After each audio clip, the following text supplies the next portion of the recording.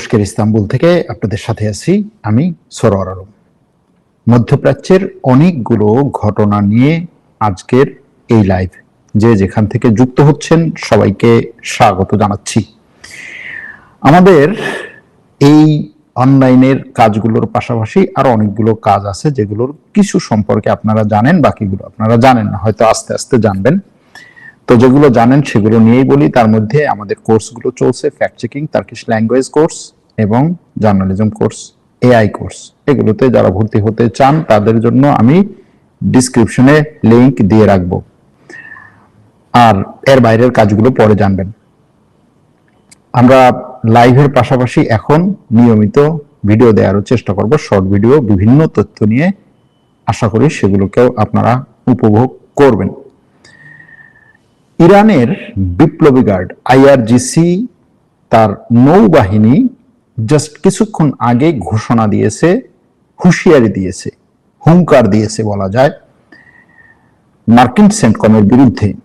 সরাসরি মার্কিন সেন্টকমকে উদ্দেশ্য করে বলেছে, এই মার্কিন সেন্টকম, তুমি এই মধ্যপ্রাচ্য অঞ্চলে কি করছো, কোথায় বিচরণ করছো, তোমার নৌবাহিনীর জাহাজগুলো কোথায় চলাচল করছে, কোন দিকে যাচ্ছে, তোমার ছোট বড় বোটগুলো কোথা থেকে কিভাবে কি কাজ করছে, সবকিছু আমরা নজরদারি করছি।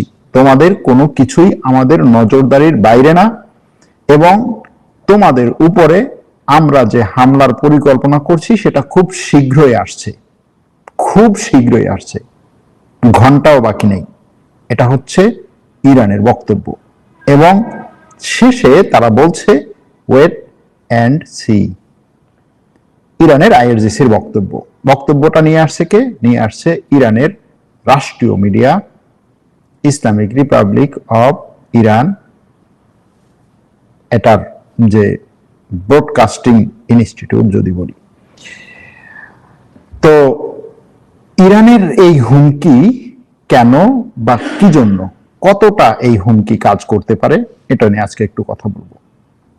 এর বাইরে আজকে সকালে ইরান এই মধ্যপ্রাচ্য অঞ্চলের 6টা আরব দেশে হামলা করেছে বলেছে। ইরান 6টা আরব দেশে হামলা করেছে। সকালের লাইভে বলেছিলাম যে সেই 6টা আরব দেশের মধ্যে সিরিয়া একটা, জর্ডান একটা। জর্ডান বলছে যে এই ইরান, তুমি যে আমার উপর আক্রমণ করছো আর বলছো যে আমার দেশে মার্কিন সামরিক ঘাঁটি আছে, শোনো, আমার মার্কিন সামরিক ঘাঁটি নাই ভাই, তুমি আমার উপর আক্রমণ করো না। এটা হচ্ছে জর্ডানের কথা। জর্ডান আজকে বলছে মার্কিন সামরিক ঘাঁটি নাই জর্ডানে। জর্ডানে যেটা আছে সেটা হচ্ছে মার্কিন বাহিনীর সাথে তাদের দ্বিপাক্ষিক সন্ত্রাস বিরোধী চুক্তি বা দ্বিপাক্ষিক চুক্তির অধীনে কিছু সৈন্য সন্ত্রাস বিরোধী বিভিন্ন অভিযান পরিচালনায় সহযোগিতা করছে, ট্রেনিং দিচ্ছে, এরকম কিছু। এটা হচ্ছে জর্ডানের কথা। আর কুয়েত সকালবেলা বলেছিল যে আমাদের দিকে যতগুলো ইরানি আক্রমণ আসছে সবগুলো আমরা প্রতিহত করেছি। কুয়েত বলেছে, বাহরাইন বলেছে, কাতার বলেছে, আর তারপরে হচ্ছে আমিরাত বলেছে, সবাই বলছে যে আমরা ইরানের আক্রমণগুলোকে প্রতিহত করেছি। শুধুমাত্র সিরিয়া কোনো কিছু এখনো পর্যন্ত বলে নাই। তো এই আক্রমণ প্রতিহত করেছি বলার পরেই দুপুরের দিকে কুয়েতের সেনাবাহিনী বলছে যে কুয়েতের সেনাপ্রধান হাসপাতালে গিয়েছেন অসুস্থ সৈন্যদের দেখতে। অসুস্থ সৈন্যদের দেখতে হাসপাতালে গিয়েছেন কেন? তারা কিভাবে অসুস্থ হলো? তারা আহত হয়েছে। কিভাবে আহত হয়েছে? ইরান আক্রমণ করেছে। কোথায় আক্রমণ করেছে? সামরিক ঘাঁটিতে আক্রমণ করেছে। তো ইরান সকালবেলা বলছিল যে আমি তোমার সামরিক ঘাঁটিতে আক্রমণ করেছি, তখন বলছে আমরা সব প্রতিহত করেছি। যাই হোক, গেল সেটা। দুপুরের দিকে এসে ইরান বলছে যে আমি যে 6টা দেশে আক্রমণ করেছি তার মধ্যে কাতারের আল উদেইদা সামরিক ঘাঁটি, যেটা মার্কিন যুক্তরাষ্ট্রের এই অঞ্চলের সবচাইতে বড় সামরিক ঘাঁটি, ইরান বলছে সেই সবচাইতে বড় সামরিক ঘাঁটির নজরদারি যে রাডার আছে, আমি সেই রাডারে আক্রমণ করেছি এবং সেখানে লং রেঞ্জের মিসাইলে আক্রমণ করেছি।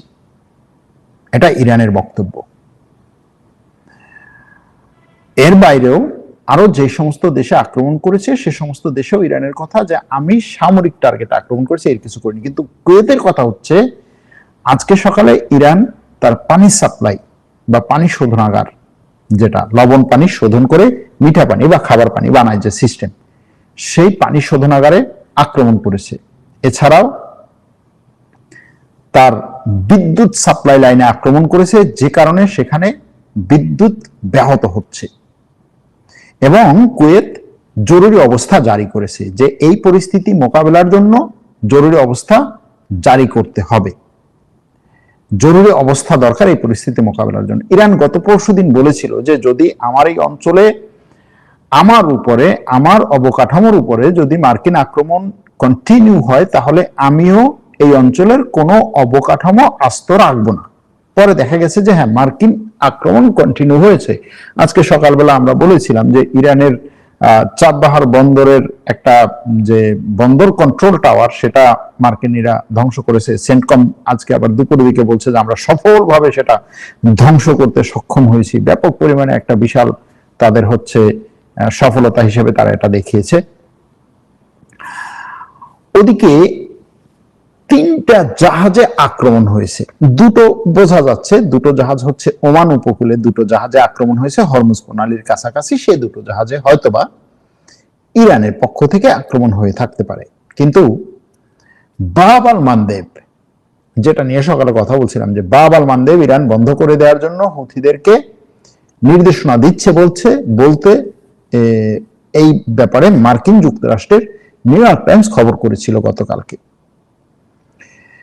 আজকেই একটা খবর এসেছে, খবরটা প্রথম এসেছে ব্রিটিশ মেরিটাইম অথরিটি, যেটা যারা হচ্ছে বিভিন্ন দেশের এই জাহাজে কোন জায়গায় কখন কি ঘটনা ঘটছে সাথে সাথে সবার আগে খবর দিতে পারে, সেই ইউকেএমটিও, ব্রিটিশ মেরিটাইম অর্গানাইজেশন, তারা বলছে যে এই বাব আল মানদেবের কাছে একটা জাহাজে অনেকগুলো লোক উঠেছে। কারা উঠেছে? উঠেছে হচ্ছে জলদস্যুরা।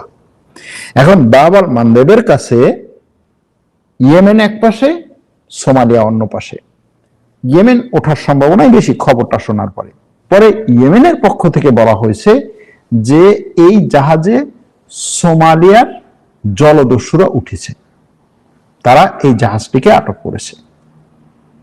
এখন ইয়েমেনের ওখানে একটা জাহাজ জলদস্যুরা আটক করলো, আর এই হরমুজ প্রণালীতে দুটো জাহাজে আক্রমণ হলো। তিনটাকে আপনি একত্রেও দেখতে পারেন যে হ্যাঁ, ইয়েমেনের ওই বাব আল মানদেবে উত্তাপ ছড়ানো হচ্ছে, আস্তে আস্তে পানি গরম করা হচ্ছে ওখানে উত্তাপ ছড়াবে। আর এই মধ্যপ্রাচ্যের যেই সমস্ত দেশে এখন আক্রমণ চলছে, ইরান যেভাবে এখন সেন্টকমকে হুমকি দিয়েছে, আজকে যে সেন্টকমকে হুমকি দিয়েছে, এটা ইরানের কাছ থেকে এ পর্যন্ত আসা সবচেয়ে বড় হুমকি। এই হুমকির বিরুদ্ধে সেন্টকম কি করবে? সেন্টকমকে এই হুমকিতে কাঁপবে নাকি সেন্টকমও পাল্টা আক্রমণ করবে? যদিও তাদের পাল্টা আক্রমণ কোনোভাবেই বন্ধ ছিল না, ইরানের বিভিন্ন জায়গায় তারা পাল্টা আক্রমণ করেছে। যেমন ধরুন, ইরান কঠোর অবস্থানের কথা বলেছে, ইরানের বিপ্লবী গার্ড বহুবার বলেছে, সামরিক মুখপাত্ররাও বলেছে যে আমেরিকা যদি এই আক্রমণ না থামায়, তাহলে এই অঞ্চলে আমেরিকার বড় বড় ঘাঁটি যতগুলো আছে সবগুলোতে আক্রমণ করব। এমনকি বাহরাইনে আমেরিকার পঞ্চম নৌবহরের যে ঘাঁটিটি ছিল, সেই ঘাঁটিতে গত পরশুদিন আক্রমণের পরে সেখানের রাডার সিস্টেমে বড় ধরনের একটা ধ্বংস ধরা পড়েছে, তার রাডার সিস্টেম ধ্বংস হয়েছে। এটা হচ্ছে স্যাটেলাইট চ্যানেলে, রাশিয়ার কিছু স্যাটেলাইট চ্যানেল এই খবর করছে যে সেখানের বড় একটা নজরদারি রাডার সিস্টেম ধ্বংস করেছে। তো এই যে ধ্বংসগুলো হচ্ছে, এগুলো এই অঞ্চলে ওই যুদ্ধের পরে যে কয়েকদিনে কিছু কিছু জায়গায় তারা হচ্ছে মেরামত করেছিল, নতুন নতুন রাডার বসিয়েছিল, সেগুলোতে ইরান আক্রমণ করছে। ইরান আরো একটা কথা আজকে বলেছে, সেটা হচ্ছে যে আমরা আমেরিকার বিরুদ্ধে এমন সব অস্ত্র নিয়ে এমন ভাবে আঘাত করব, যেই আঘাত তারা কখনো কল্পনাও করতে পারে নাই। এখন এই যে এমন সব অস্ত্র দিয়ে এমন ভাবে আঘাত করব, যে আঘাত তারা কল্পনা করে নাই, আবার হচ্ছে সেন্টকমকে হুঁশিয়ারি যে তুমি তাড়াতাড়ি প্রস্তুতি নাও, আমি তোমার উপরে আক্রমণ করতেছি, এই আক্রমণ তুমি কোনোভাবেই প্রতিহত করতে পারবা না। এই যে ইরানের হুমকিগুলো, এই হুমকিগুলো যদি সঠিক হয়, তাহলে মনে করা হচ্ছে যে ইরানের কাছে নতুন স্টাইলের কিছু অস্ত্র হয়তো তার কাছে আছে, সেগুলো দিয়ে সে আক্রমণ করবে, যে আক্রমণগুলো মার্কিন সেন্টকম বা তাদের এয়ার ডিফেন্স সিস্টেম ঠেকাতে পারবে না, এরকম এই হুমকি থেকে মনে হয়। আর যদি সত্যি সত্যি এই হুমকি শুধুমাত্র হুমকি হিসেবে থাকে, তাহলে হয়তো দেখা যাবে যে 2-3 দিন পরে যে ইরানের কাছ থেকে কোনো আক্রমণ আসে না। এখন দেখা যাক সেটা কি হয়। এখন এই মার্কিন সেন্টকমে যে কোনো ধরনের হামলা, এটা কি আসলেই হুমকি নাকি সিরিয়াস বিষয়, এটার ব্যাপারে একটু বলি। এর কারণ হচ্ছে ইরানের দক্ষিণ অঞ্চলে যে হামলাগুলো হয়েছে, দক্ষিণ অঞ্চলে হামলা হয়েছে, বিমান প্রতিরক্ষা ব্যবস্থা হামলা হয়েছে, ক্ষেপণাস্ত্র ডেপোগুলোতে হামলা হয়েছে, তার এই বিভিন্ন বন্দরে, সমুদ্র বন্দরে হামলা হয়েছে, যা মাছ ধরার জেটিতে হামলা হয়েছে, এই যে হামলাগুলো হয়েছে, তার সড়কে হামলা হয়েছে, ব্রিজে হামলা হয়েছে, তার রেল লাইনে হামলা হয়েছে, তার অবকাঠামোয় হামলা হয়েছে, এই হামলাগুলোর বিরুদ্ধে ইরান যতটুকু করছে সেটা আসলে যথেষ্ট না। কারণ যে পরিমাণ হামলা তার উপরে হয়েছে, তার পাল্টা হামলাটা সেই পরিমাণে না। যে কারণে সেন্টকমের বিরুদ্ধে তার হুঁশিয়ারি দেওয়াটা দরকার। দরকার এই জন্য যে তার সাপোর্টার যারা আছে, তার সমর্থক যারা আছে, তাদেরকে উজ্জীবিত রাখতে এবং তাদের কাছে একটা বার্তা দিতে যে তুমি কোনো ধরনের বিক্ষোভ এইটা সেটা করো না, আমি দেখতেছি, সেন্টকমকে দেখো আমি হুঁশিয়ারি দিচ্ছি, সাইজ করব। দেখা যাক সেটা কি হয়। এখন এই যে সেন্টকমের এই অঞ্চলে মূল যে সমস্ত কমান্ড গুলো আছে, যেমন ধরেন আল তানাফ অঞ্চল, সেন্টকমের মূল যে বিশেষ অভিযান এবং কমান্ড সেন্টার, সেখানে গতকালকে হঠাৎ করে আকস্মিক একটা হামলা চালিয়েছিল। সেটা কোথায়? সিরিয়াতে। সিরিয়ার এই হামলা তারা প্রত্যাশাও করে নাই। তো এই যে হঠাৎ করে তাদের উপরে হামলা, যেখানে তারা প্রত্যাশা করে নাই সেই জায়গায় হামলা, এরকম হয়তো আরো কিছু জায়গা হয়তো ইরান নির্ধারণ করে রাখতে পারে, যেই জায়গাগুলোতে সে হামলা করার চিন্তা ভাবনা করছে। তবে অনেকের এই প্রশ্ন আছে যে ভাই, আপনি এখানে বলতেছেন তাকে যে সে এরকম ভাবে বলছে, তাহলে আগে থেকে তার বলার দরকার কি? আগে থেকে না বলেই তো হামলা করতে পারতো। এই আগে থেকে বলার বিষয়টা হচ্ছে যে আমি যে বড়, আমি যে তোমার হচ্ছে ঘোষণা দিয়ে হামলা করতে পারি, দেখো আমি হামলা করতে আসছি, এই যে জিনিসটা। এরপরে হামলা যতটুকুই হোক, হামলা যাই হোক, এরপরে যদি একটা হামলা করতে পারে যে দেখো সে কিন্তু বলেছিল হামলা করছে, করবে, এই দেখো হামলাটা করেছে, তখন এটার একটা বড় ধরনের ইম্প্যাক্ট হয় আর কি। সেটাও সে করার চেষ্টা করছে। ওদিকে আমেরিকা ইসরায়েলের মধ্যে যে দ্বন্দ্ব, যে কোন্দল কথা বলেছিলাম, সেটার আরেকটা খবর আজকে বলে দিয়ে রাখি। সেটা হচ্ছে লেবানন, আমেরিকা এবং ইসরায়েল, মানে আমেরিকার মধ্যস্থতায় লেবানন এবং ইসরায়েলের মধ্যে আজকে ওয়াশিংটনে একটা মিটিং হওয়ার কথা ছিল। মিটিংটা সরাসরি ফেস টু ফেস না, ভার্চুয়াল মিটিং। 3 দেশের সেনা কর্মকর্তাদের মধ্যে একটা মিটিং, যে লেবাননের সমস্যা সমাধান করার জন্য।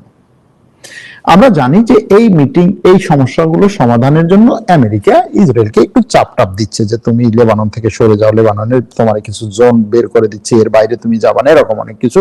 এবং আমেরিকা সেটা ইসরায়েলকে মানতে বলছে। ইসরায়েল বিভিন্ন ভাবে এটা নিয়ে হচ্ছে তালবাহানা করেছে। এখন গতকালকে আমরা জানি যে গতকালকে খবরটা আপনারা দেখেছেন যে ইসরায়েলের প্রধানমন্ত্রী আমেরিকা সফর বাতিল করেছে। সে সেখানে বাহানা দিয়েছিল বা অজুহাত দেখিয়েছিল যে লিন্ডসে গ্রাহামের অন্ত্যেষ্টিক্রিয়া দেরিতে হবে, এজন্য। আজকে এই যে তাদের মিটিংটা বাতিল করেছে, সামরিক মিটিং যেটা হওয়ার কথা ছিল, সামরিক মিটিং, সেই ভার্চুয়াল মিটিংটা বাতিল করেছে। কেন বাতিল করেছে? কোনো কারণ দেখায়নি। বলছে না, আমরা মিটিং করব না। কার সাথে করবে না? লেবাননের সাথে না আমেরিকার সাথে? ইসরায়েল যে মিটিংটা বাতিল করছে, লেবাননের সাথে না আমেরিকার সাথে? প্রশ্ন হচ্ছে এইখানে। আমেরিকার সাথে। মিটিং করবো না, তোমার কথা আমি চলবো না, তুমি আমাদের চাপ দিচ্ছ লেবানন থেকে বেরোতে, আমি বেরোবো না, তো তুমি মিটিং এ বসে আমাদের চাপ দেবে, মিটিং আমার দরকার নেই। দ্বন্দ্বটা আস্তে আস্তে বিভিন্ন লেভেলে যাচ্ছে এবং এটা আরো যাবে, বিভিন্ন জায়গায় যাবে, দেখবেন। এখন এই যে আমেরিকা ইসরায়েলকে চাপ দিচ্ছে যে তুমি লেবাননে আক্রমণ করিও না, তুমি সিরিয়া থেকে উঠে যাও, কিন্তু ইসরায়েলের তো আক্রমণ করে বাঁচতে হবে। ইসরায়েলের বর্তমান সরকারের আক্রমণ করে বাঁচতে হবে, আক্রমণ ছাড়া সে একটা দিনও বাঁচতে পারে না। সে কি করেছে আজকে গাজা ভূখণ্ডে, এই মনে হয় গত কয়েক মাসের মধ্যে সবচাইতে বড় আক্রমণটা করেছে। গাজায় কিছু মানুষ, নুসাইরাত যে শরণার্থী শিবির নাই এখন তেমন কিছু, নুসাইরাত শরণার্থী শিবিরের কাছে কিছু মানুষ জানাজার জন্য একত্রিত হয়েছিল। ইসরায়েলি ড্রোন সেই জানাজায় হামলা করেছে। ইসরায়েলি ড্রোনের হামলায় সেখানে কমপক্ষে 8 জন মানুষ নিহত হয়েছে, 20 জনের বেশি মানুষ আহত হয়েছে। তো এই ইসরায়েল মানে যে এতটাই হচ্ছে রক্তপিপাসু হয়ে গেছে, এই রক্তপিপাসু এবং এটার যে মানে কি বলে আসক্ত হয়ে যাওয়া, এই আসক্ত হওয়াকে আপনি সুন্দর সুন্দর কথা বলে ফিরাতে পারবেন না। আমেরিকা এখন যেটা চাইছে, সুন্দর সুন্দর কথা বলে ফিরাতে চাইবেন, সে শেষ পর্যন্ত গিয়ে আপনাকে কামড় দেবে। অন্য কোনো জায়গা থেকে রক্ত না পেলে সে আপনাকে কামড় দেবে, কারণ সে রক্ত খেয়ে বাঁচতেছে, এরকম একটা অবস্থা। এখন এর বাইরে হরমুজ প্রণালী খোলা আছে নাকি বন্ধ, এটা নিয়ে অনেক কথা, যে হরমুজ প্রণালী খোলা নাকি বন্ধ। আমেরিকা বলছে আমি হরমুজ প্রণালী বন্ধ করে দিয়েছি, ইরান বলছে হরমুজ প্রণালীর কন্ট্রোল আমার কাছে। এবং আন্তর্জাতিক যে সমস্ত কি বলে এই হরমুজ প্রণালী বা এই নৌ যোগাযোগকে ট্র্যাক করে বা নৌ যোগাযোগকে মনিটর করে এরকম যে সমস্ত সংস্থা আছে, তারা বলছে তাদের মনিটরিং এ দেখা গেছে যে হরমুজ প্রণালী দিয়ে এখনো কালে ভদ্রে একটা দুটো জাহাজ যাওয়া আসা করে। কোথা দিয়ে করে? ইরানের নির্দিষ্ট যে লাইন, সেই লাইনের মধ্যে দিয়ে। তার মানে হচ্ছে ইরান হরমুজ প্রণালীর কন্ট্রোল ঠিকই করতেছে এবং সে যেভাবে বলতেছে সেভাবেই হরমুজ প্রণালী দিয়ে জাহাজ যাচ্ছে আসছে। কিন্তু আমেরিকা যেটা বলছে যে হরমুজ প্রণালী আমি ঘেরাও করে রাখছি, আমি যেটা বলতেছি সেটা, তার সে বলছে গতকাল রাতে সে 3টা জাহাজকে হচ্ছে হরমুজ প্রণালী দিয়ে যাওয়ার ক্ষেত্রে সে 3টা জাহাজকে ডাইভার্ট করেছে। এখন এই জায়গায় এমন একটা জায়গাতে আমরা আছি, আপনি কার কথা বিশ্বাস করবেন আর কার কথা বিশ্বাস করবেন না, কার কথা বিশ্বাস করবেন আর কার কথা বিশ্বাস করবেন না। ওদিকে ব্রেকিং নিউজ বলতেছি, ব্রেকিং নিউজ, সেটা হচ্ছে মার্কিন প্রশাসন ইসরায়েলকে বলেছে যে সে এই জায়গায় মানে ইসরায়েলে আরো অনেকগুলো মানে কতগুলো ডজন ডজন আরো ডজন ডজন রিফুয়েলিং বিমান পাঠাচ্ছে। এবং এই রিফুয়েলিং বিমান কেন পাঠাচ্ছে? আমেরিকার বিরুদ্ধে, এই ইরানের বিরুদ্ধে আক্রমণ করতে। ডজন ডজন রিফুয়েলিং বিমান, অলরেডি 20-25টা 30টার মতো রিফুয়েলিং বিমান ইসরায়েলে আছে, আরো বিমান পাঠাচ্ছে। তার মানে হচ্ছে আমেরিকা ইরানের বিরুদ্ধে যে আক্রমণ, সেই আক্রমণকে আরো বড় করবে, আক্রমণকে আরো অন্তত 1 মাসের মতো চালিয়ে নেওয়ার পরিকল্পনা নিয়ে নামছে, এটা মনে হচ্ছে।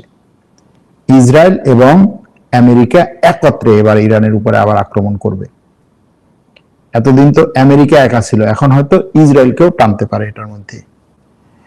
অথবা সকালে যেটা বলেছিলাম যে আমেরিকা ইসরায়েলকে এখান থেকে দূরে সরিয়ে রেখে এটাকে আমেরিকার ইরানের বিরুদ্ধে নিজস্ব একক একটা যুদ্ধ হিসেবে দেখিয়ে এই মধ্যপ্রাচ্যের মুসলিম দেশগুলোর উপরে ইরান যেন আরো বেশি আক্রমণ করে এবং এই মুসলিম দেশগুলোতে আরো বেশি ক্ষয়ক্ষতি হয় এবং শেষ পর্যন্ত আমেরিকার সাথে যেন এই যুদ্ধে যোগ দিতে বাধ্য হয়, সেরকম একটা পরিস্থিতিতেও নিয়ে যেতে চাইতে পারে।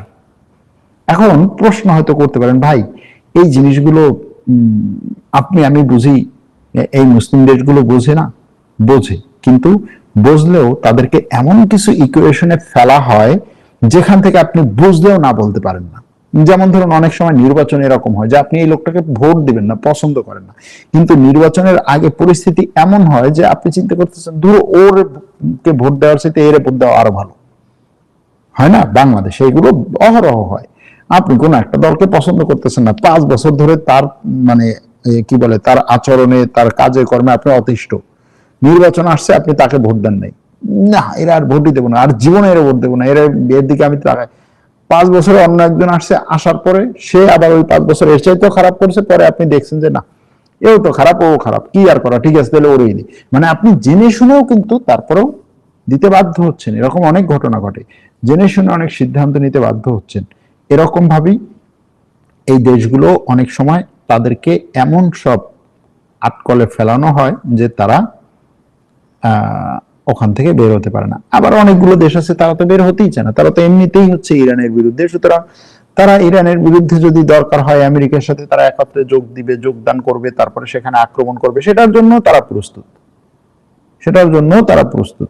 সুতরাং এই ধরনের জিনিসগুলো হচ্ছে ঘটতে পারে।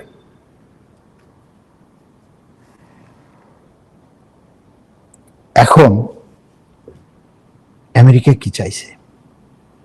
দুই দিক থেকে ঢুকতে চাইছে। একদিক থেকে তার নৌবাহিনী দিয়ে, অর্থাৎ দক্ষিণ দিক থেকে, আর উত্তর দিক থেকে ইরাক থেকে কুর্দি সশস্ত্র গোষ্ঠীদের দিয়ে। যদিও এই ক্ষেত্রে আপনারা জানেন যে তুরস্ক বহুভাবে চেষ্টা করেছে যে এই যুদ্ধে কুর্দি সশস্ত্র গোষ্ঠীকে যেন কোনোভাবেই যুক্ত করা না হয়, সেটার জন্য আমেরিকাকে বিভিন্নভাবে সে কনভিন্স করারও চেষ্টা করেছে। কিন্তু দেখা যাচ্ছে যে এই চেষ্টায় হয়তো শেষ পর্যন্ত সফল নাও হতে পারে। একটা খবর মিডল ইস্ট স্পেকটেটর থেকে আসছে, সেটা হচ্ছে যে সাম্প্রতিক যুদ্ধের সময় ইরাকি কুর্দিস্তানে 11টি অভিযান চালিয়েছে ইরানের সেনাবাহিনীর 65তম নোহেদ এয়ারবর্ন স্পেশাল ফোর্সেস ব্রিগেড।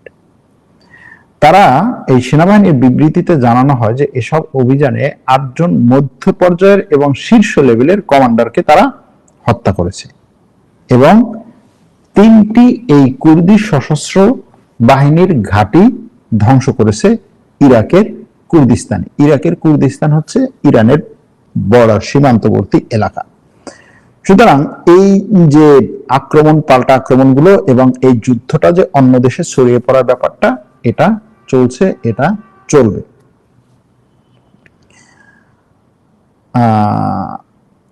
ভাই লাইভ করবেন মিনিমাম 1 ঘন্টা, আপনিও বড়লোক, আমরাও হ্যাপি। মাশাআল্লাহ, লাইভে বড়লোক হয় না, এটা তো জানেন দাদা। এই 5টা শাসকরা যতদিন থাকবে মুসলমানদের দুর্দশা কোনোদিন শেষ হবে বলে আমার মনে হয় না। আমার কাছেও তাই মনে হয়।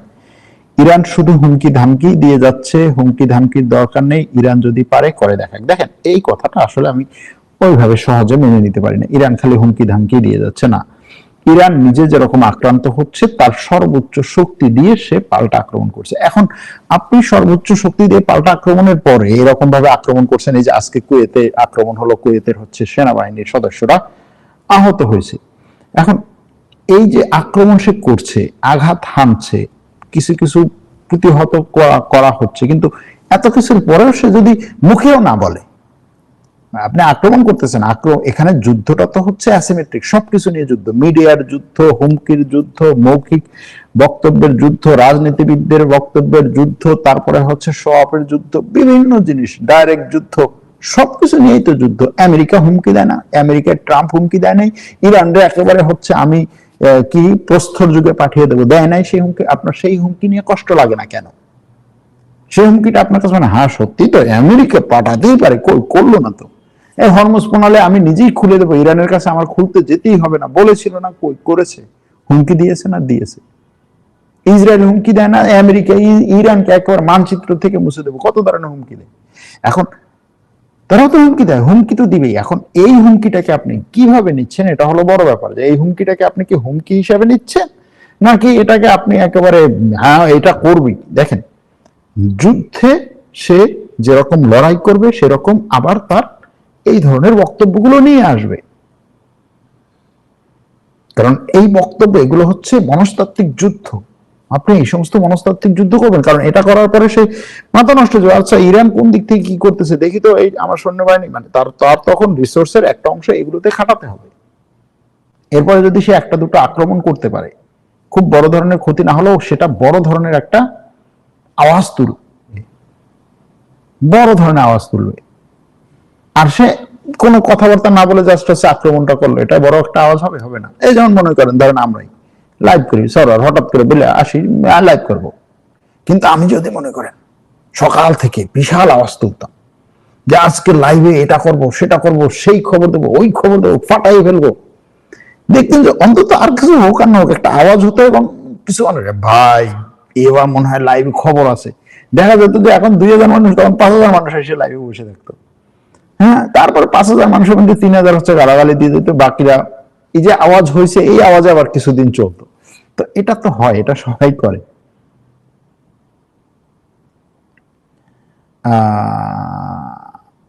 রিফুয়েলিং বিমান ইসরায়েল যেখানে রাখবে সেখানে স্যাটেলাইট ব্যবহার করে আক্রমণ করে বিমানগুলো ড্যামেজ করে না কেন? ড্যামেজ করে না কারণ হচ্ছে এই যে ধরেন ইরানের যে কমান্ড সেন্টার, যারা হচ্ছে সেনাবাহিনীকে কমান্ড দিচ্ছে, তাদের তো আপনার আমার মতো এরকম হচ্ছে জ্ঞান নাই যে স্যাটেলাইট ব্যবহার করি ওইখানে আক্রমণ করলেই সব শেষ হয়ে যাবে, আর ওদের বিমান এছাড়া আর আক্রমণ করা সম্ভব। ভাই সেখানে এয়ার ডিফেন্স সিস্টেম আছে না, সেখানে বিভিন্ন লেয়ারের এয়ার ডিফেন্স সিস্টেম আছে। এবং একটা কথা আছে যে ইরান এই ইসরায়েলে আক্রমণের আগে ইসরায়েলকে রক্ষার জন্য 4-5 লেভেলের এয়ার ডিফেন্স সিস্টেম। আমি আপনাকে বলি, দেখেন সিম্পল এয়ার ডিফেন্স সিস্টেম গুলোর কথা বলি। জর্ডান একটা এয়ার ডিফেন্স সিস্টেম, ইসরায়েলের পূর্ব দিকে জর্ডান একটা এয়ার ডিফেন্স সিস্টেম, সৌদি আরব একটা এয়ার ডিফেন্স সিস্টেম, বাহরাইন একটা এয়ার ডিফেন্স সিস্টেম, কুয়েত একটা এয়ার ডিফেন্স সিস্টেম, ইরাক একটা এয়ার ডিফেন্স সিস্টেম, সিরিয়া একটা এয়ার ডিফেন্স সিস্টেম। ইসরায়েলের জন্য এগুলো সব এয়ার ডিফেন্স সিস্টেম, প্রত্যেকটা দেশের একটা এয়ার ডিফেন্স সিস্টেম, মানে ডিফেন্স সিস্টেম। সবগুলো দেশ থেকে ধরেন এয়ার ডিফেন্সের মিসাইল ছুটলো, প্রথমে হচ্ছে ইরান থেকে মনে করেন ইসরায়েলের দিকে মিসাইল মারলে প্রথমে ওটাকে ঠেকাইতে চেষ্টা করবে হচ্ছে কুয়েত থেকে একটা মিসাইল ছুটবে, কুয়েত পারে নাই, ধরেন এরপরে হচ্ছে ইরাক থেকে ছুটবে, ইরাক পারে নাই, সিরিয়া থেকে ছুটবে, সিরিয়া থেকে এখন যদিও ওইভাবে পারে না, তারপর পারে নাই, জর্ডান থেকে ছুটবে। এর বাইরে যেগুলো আছে ইসরায়েলের মধ্যে সেগুলো তো আছে, এর বাইরে আরো 2-3টার কথা বলি তাহলে। পারে নাই ভূমধ্যসাগরে থাকা আমেরিকার হচ্ছে নৌজাহাজ থেকে ছুটবে, পারে নাই ওইখানে থাকা আমেরিকার সাবমেরিন থেকে ছুটবে, পারে নাই তুরস্কে থাকা ঘাঁটি থেকে ছুটবে। এটা তো আর আপনার আমার কল্পনার মতো না যে হচ্ছে ইরান চোখ বন্ধ করে খালি মিসাইল মারলো আর গিয়ে হচ্ছে ওই বিমানবন্দরে পড়ে সব রিফুয়েলিং বিমান ধ্বংস হয়ে গেল। বিষয়টা এত সহজ না ভাই। মূল যুদ্ধ তো ছিল ইসরায়েল আর ইরানের মধ্যে, কিন্তু এখন আমেরিকা কিভাবে একা হয়ে গেল বিষয়টা বুঝলাম না। এই বিষয়টা বোঝার জন্য আজকে সকালের লাইভটা আপনার দেখা দরকার। সকালের না, কালকের লাইভে মূলত এটা আলোচনা করেছিলাম, কিন্তু কালকের লাইভটা বারবার আটকে গিয়েছিল ইন্টারনেটের সমস্যার কারণে, সেটার কারণে অনেকেই হয়তো সেই লাইভটা দেখেন নাই, দেখতে পারেন নাই। এখানে আমার কাছে মনে হচ্ছে যে এটা পরিকল্পিতভাবে ইসরায়েল এই যুদ্ধ থেকে দূরে আছে। আমেরিকা যেহেতু এই ফ্রন্টে কাজ করছে, ইসরায়েল অন্য 2টা ফ্রন্টে কাজ করতেছে, এটা হচ্ছে এক। আরেকটা পরিকল্পনা এরকম হতে পারে যে আমেরিকা এই যুদ্ধে ইরানের বিরুদ্ধে আরব দেশগুলোকে পাশে নিতে চাইছে, সে কারণে এটা ইসরায়েল আমেরিকার যুদ্ধের পরিবর্তে এখন এটা আমেরিকার যুদ্ধ এবং আরবদের যুদ্ধ এরকম হয়ে যাক, এরকমটা তারা চাইছে। আমেরিকা এবং আরবদের যুদ্ধ কিরকম, যেমন ধরুন এই আরব দেশগুলোতে যে আক্রমণগুলো হচ্ছে, এই আক্রমণগুলো এখন আমেরিকা অনেক কমই ঠেকাতে পারতেছে, আগে যতটা ঠেকাতে পারতো এখন ততটা পারছে না। এর বিভিন্ন কারণ আছে, তার মিসাইল সিস্টেম কম, তার রাডার সিস্টেম ধ্বংস, যেগুলো ধ্বংস হয়েছে সেগুলোর জায়গায় সেই মিসাইল সিস্টেম বা রাডার সিস্টেমের জায়গায় সবকিছু সে প্রতিস্থাপন করতে পারেনি, তার যে পরিমাণ মিসাইল দরকার সে পরিমাণ মিসাইল সে সাপ্লাই দিতে পারতেছে না, এরকম অনেক কিছু কারণে। এখন এই যে ধরেন দেশগুলো আক্রান্ত হচ্ছে, এই দেশগুলো তো একটা সময় পরে এরকম যদি বারবার আক্রান্ত, একটা সময় পরে তো তার বলতে দূর ভাই কিসের আমেরিকা কিসের কি, এখন আমার নিজেরই ইরানের বিরুদ্ধে লড়াই করতে হবে, সেই বলাটার চেষ্টা করাচ্ছে, হয়তো সেটা বলানোর চেষ্টা করছে আমেরিকা যে ঠিক আছে তুমি বলো, লাভ দিয়ে উঠো, একটু তুমি দেখো তোমার উপরে কেমন আক্রমণ হচ্ছে, একটু লাভ দিয়ে উঠো না কেন, এটা হয়তো করানোর চেষ্টা করছে। সেজন্য ওই দেশগুলো যখন হচ্ছে লাফ দিয়ে উঠে হচ্ছে আমেরিকার কোলে বসবে এবং বলবে আসো ভাই তুমি আর আমি একাত্রে ইরানের সাথে লড়ি, সেটার জন্য ইসরায়েল থাকলে তো সমস্যা। ইসরায়েল থাকলে সে না আন্তর্জাতিক ভাবে হচ্ছে এটাকে মানুষকে কনভিন্স করতে পারবে, না নিজে দেশের মানুষকে কনভিন্স করতে পারবে, বা নিজে একটা বয়ান তৈরি করতে পারবে। সুতরাং তার এটা দরকার যে ঠিক আছে ইসরায়েল সিরিয়া ছেড়ে দেখ, ইসরায়েল লেবানন ছেড়ে দেখ, ইসরায়েল গাজায় তেমন একটা আক্রমণ না করুক, আমরা তোমার সাথে আছি, ইরানের বিরুদ্ধে কোনো সমস্যা নেই। এখন হয়তো বা এরকম একটা কিছু আমেরিকা চালতে পারে, এরকম একটা কিছু হয়ে থাকতে পারে। মার্কিন সেন্টকমে এতদিন কি হামলা হয়নি? দেখেন এটাই তো হচ্ছে কথা। মার্কিন সেন্টকম বলতে কি, কোনটা মার্কিন সেন্টকম, তাই না? মার্কিন সেন্টকম কোনটা? মার্কিন সেন্টকম হচ্ছে এই অঞ্চলে মার্কিন যুক্তরাষ্ট্রের যেই সমস্ত সামরিক ঘাঁটি আছে সেগুলোকে কন্ট্রোল করার যে একটা মেকানিজম। এখন এটার অফিসটা কোথায়? এটার অফিসটা হচ্ছে ওই যে কাতারের আলুদেদ বন্দর, যেটা কি বলে আলুদেদ সামরিক ঘাঁটি যেটা, সেটা এটার অফিসে একটা আছে হচ্ছে বাহরাইনে, বাহরাইনে মার্কিন যুক্তরাষ্ট্রের যে পঞ্চম বহর, সেটা এটার অফিস আছে হচ্ছে এই সৌদি আরবে। এখন এইখানে যে সামরিক ঘাঁটিগুলো, সেগুলোই তো হচ্ছে মার্কিন সেনা।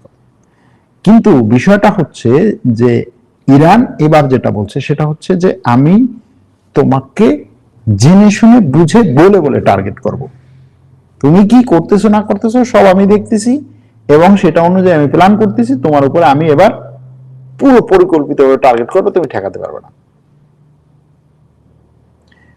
ভাই, বেলুচিস্তানের স্বাধীনতা ঘোষণা, পাকিস্তানের বেলুচিস্তান স্বাধীনতার ঘোষণা করেছে, কাইন্ডলি এই সম্পর্কে একটা আলোচনা করেন। এ সম্পর্কে এই মুহূর্তে আলোচনা করতে পারছি না, পরবর্তীতে। ভাই, আপনার টেলিগ্রামের কমেন্ট বক্স কেন বন্ধ করে দিলেন? এটা বন্ধ হয়ে গেছিল গতকালকে, কিছু হচ্ছে স্প্যাম কমেন্ট আসছিল আমাদের।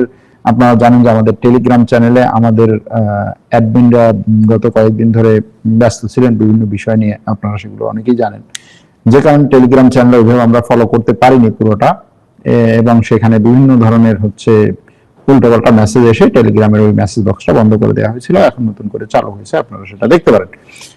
পুরাতন মেসেজ বক্সটা বন্ধ, মানে মেসেজ যে গ্রুপটা সেটা বন্ধ, নতুন গ্রুপ চালু হয়েছে। গেল একটা। দ্বিতীয় হচ্ছে, যারা আমাদের টেলিগ্রাম চ্যানেল এখনো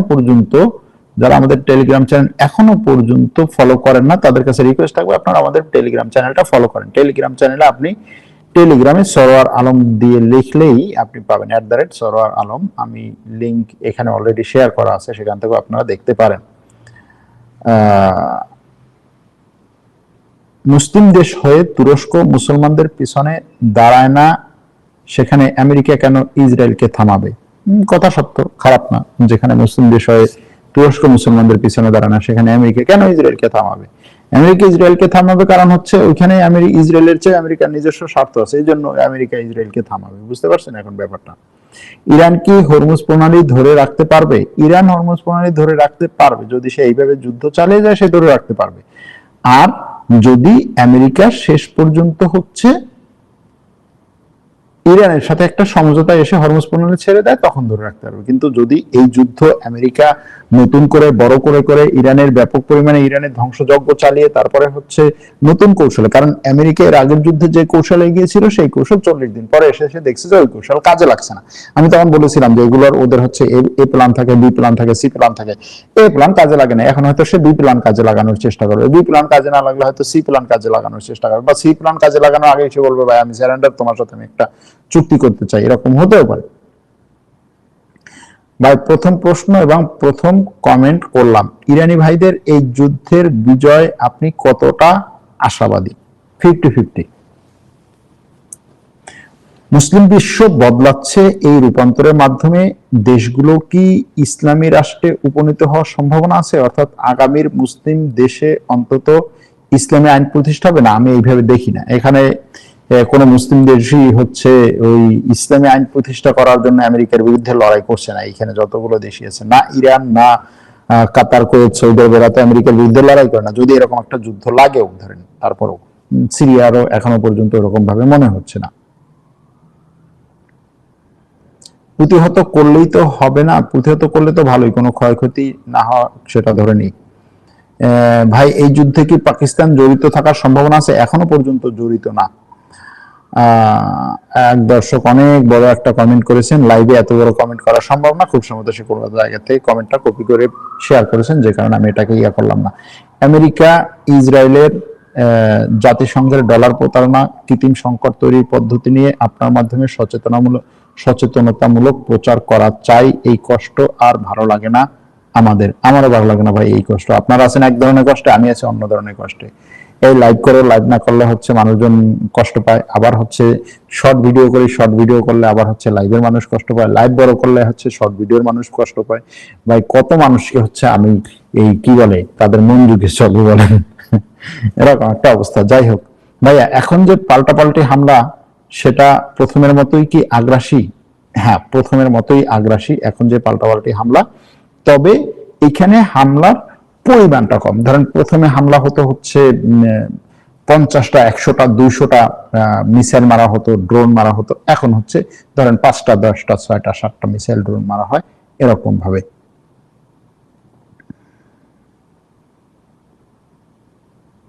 আমেরিকা ধরলে অবস্থা খারাপ, ইরানের অবস্থা আরো খারাপ হবে। দেখেন, আমেরিকা তো ধরেই আছে, ধরা তো আর বাদ দেয় না।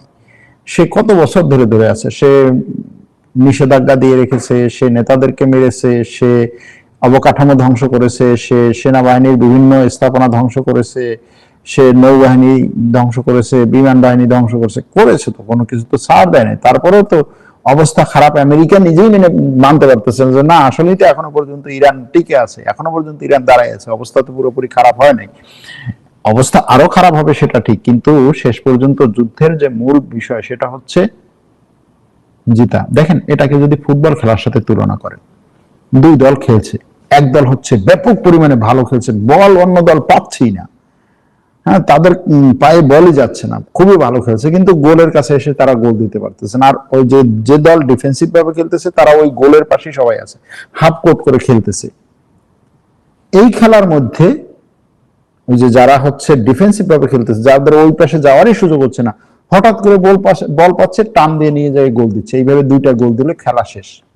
এখন কি আপনি বসে থাকবেন যে ও হেভি ভালো খেলছে ভাই, ও না সিরিয়াস খেলা খেলছে, এই জন্য ওরে পুরস্কার দেওয়া দরকার? ও তো পুরস্কার পাবে না সেটার জন্য, কারণ খেলা মাঠে কত ভালো খেললেন তার চেয়ে বড় জিনিস হচ্ছে আপনি গোল করতে পারছেন কিনা। ঠিক একইভাবে এখানেও এরকম ভাবে আপনি মানে এটাকে নিতে পারেন যে ঠিক আছে, ইরান এবং আমেরিকা, আমেরিকার শক্তি বেশি, আমেরিকা অনেক বেশি আক্রমণ করতেছে, অনেক বেশি ইরানের উপরে, ইরানের ক্ষয়ক্ষতি করতেছে, কিন্তু দিন শেষে কে জিতবে এটা হলো বড় ব্যাপার। দিন শেষে চুক্তিতে কে কাকে কতটা ইয়া দিবে, কি বলে, ছাড় দিবে, সেটা হচ্ছে বড় ব্যাপার। যে কারণে আজকে এটাকে বলা যায় না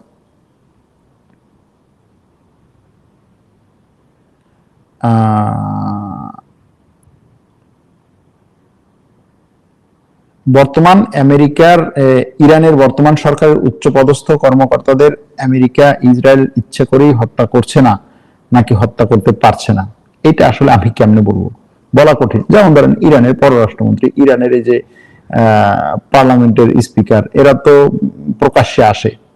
অথবা ধরেন এরকম ভাবে বলি, এই যে গত 2 সপ্তাহ আগে ইরানের এই যে আলী খামেনের মৃত্যুতে তার যে জানাজা হলো, তার জানাজায় তো সবাই আসছে, সব নেতারা আসছে, এবং লাইভ টেলিভিশনে দেখা যায়। তখন তো আমেরিকা ইরান তাদেরকে আমেরিকা ইসরায়েল তাদেরকে হত্যা করতে পারতো না, তাদেরকে হত্যা করতে পারতো, করে নাই। তার মানে হচ্ছে করছে না, তার মানে হচ্ছে তারা টার্গেট না। ইরানের এই আমেরিকা এবং ইসরায়েলের এখন টার্গেট হচ্ছে মুজতবা খামেনি, যে কারণে মুজতবা খামেনি প্রকাশ্যে আসে না। আমার কাছে এটা মনে হয় আর কি। ভারত থেকে যে সমস্ত দর্শকরা দেখছেন তাদের সবাইকে আন্তরিক অভিনন্দন জানাচ্ছি। ভারতের পশ্চিমবঙ্গ এবং অন্যান্য জায়গা থেকে যারা দেখছেন তাদেরকে স্পেশাল ভাবে জানাচ্ছি, কারণ হচ্ছে ভারত থেকে আমাদের দর্শক অনেক কম হয়। অনেক সময় হচ্ছে বাংলাদেশ থেকে বলতেছে এ তো পুরো একেবারে অবস্থা খারাপ, এরকম কিছু না আর কি। আর ভারতে মুসলমানদের, বিশেষ করে পশ্চিম বাংলার মুসলমানদের অবস্থা খুব বেশি ভালো না। তাদের অনেকেই আমার কাছে মেসেজ দেন, ফোন করেন যে ভাই আমাদের নিয়ে কিছু বলেন, আমাদের অবস্থা আসলে খুব বেশি ভালো না, যতটা মিডিয়াতে আসছে তার চেয়ে অবস্থা খারাপ। আসলেই অবস্থা খারাপ, কারণ যদি আপনি একটা রাষ্ট্রের শাসক হয় হচ্ছে ব্যাপক পরিমাণে উগ্র, তারপরে হচ্ছে হিংস্র, তারপরে হচ্ছে কি বলে এই একরোখা, তারপরে হচ্ছে ধরেন জাতিগত দাঙ্গাকে উস্কে দেওয়ার মতো, তাহলে সেখানে সাধারণ মানুষের নিরাপত্তা অনেক কঠিন একটা কাজ। এখন দেখা যাক সেটা কোন দিকে যায়। এমনকি বাংলাদেশের উপরেও তাদের এখন কি বলে ওইটাকে, ওই যে নখওয়ালা থাবা নিয়ে বসে আছে, থাবা দিতে চায়, এটার জন্য বিভিন্ন ধরনের পরিকল্পনা, বিভিন্ন কিছু করার চেষ্টা করতেছে। দেখা যাক বাংলাদেশ কতটা বিচক্ষণতার পরিচয় দিতে পারে এই ক্ষেত্রে। আচ্ছা, ইরান যদি বুঝে যায় যে ইসরায়েলকে দূরে রেখে আরবদের নিয়ে আমেরিকা যুদ্ধ চালাবে, সেক্ষেত্রে ইরান কি ইসরায়েলে হামলা করে তাদের উদ্দেশ্য ভণ্ডুল করে দিবে না? প্রশ্ন, ভালো প্রশ্ন। তাহলে কেন দিচ্ছে না, এটা একটা প্রশ্ন। ইরান যদি বুঝে যায়, এখন আমি যেটা বলছি এটাই যে সঠিক, সেটা আপনি কেমনে বুঝলেন? এটা আমার একটা ধারণা, আমার একটা পড়া, মানে এটাকে আমরা বলি হচ্ছে আমি ঘটনাগুলোকে পড়ে আপনাদের সামনে আমার মতামতটা উপস্থাপন করছি। এটাই যে সঠিক, ইরানের গোয়েন্দা সংস্থা হয়তো ভিন্ন কোনো তথ্য পেতে পারে, এরকমও হতে পারে। যে কারণে আমার দুই একটা ভিডিও দেখে অনেক দর্শক এরকম বলে, হ্যাঁ ভাই আপনি এরকম কথা বলেছেন ওরকম। ভাই আমি আমার পড়ার থেকে বলছি, এটা আমার ক্ষুদ্র ব্রেনে মনে হচ্ছে যে এইদিকে, মনে করেন যে আমি একদিকে দৌড় দিলাম, 5 জন মানুষ আমাকে দেখলো, দেখে একজন বললো যে হ্যাঁ ও আসলে সোজা যাবে, আরেকজন বললো না তার ভাব দেখে আমার মনে হচ্ছে যে সে ডানে যাবে, আরেকজন না তার ভাব দেখে মনে হচ্ছে আমার বামে যাবে, আরেকজন বললো না ওনার এই দৌড়টা আমি হচ্ছে 10 বছর ধরে দেখতেছি, উনি এরকম দৌড় দিয়ে 2 মিনিট যায়, তারপর হচ্ছে ডান দিকে যায়, তারপরে হচ্ছে সেখানে 2 মিনিট দৌড়ে তারপর হচ্ছে বাম দিকে যায়। এখন যে 10 বছর ধরে দেখছে সে বলতেছে যে হ্যাঁ আমি হচ্ছে এক্সপার্ট ওনার উপরে, আমি বিশেষজ্ঞ, আমি এক্সপার্ট, আমি যেটা বলবো সেটাই, কারণ হচ্ছে আমি দেখি তার সেইভাবে। এখন আমি মনে করেন 10 বছর ধরে ওইভাবে দৌড়েছি, এবার আমার মনে হলো যে আমি শুরুতে এইভাবে দৌড় দিয়ে যাই, বাম দিকে যাবো তারপর ডান দিকে যাবো, কি হবে? এখন এটা হচ্ছে মূল বিষয় আর কি। যাই হোক, অনেক কথা বললাম, বিভিন্ন ভাবে আলোচনা করলাম, অনেকগুলো বিষয়ে সামনে নিয়ে আসলাম, আরো বিভিন্ন বিষয় হয়তো সামনে নিয়ে আসতে পারিনি আপনাদের, সেগুলো নিয়ে পরবর্তীতে কোনো একটা সময় আলোচনা হবে হয়তোবা। আজ এখানেই রাখছি, ভালো থাকবেন, সুস্থ থাকবেন, আল্লাহ হাফেজ।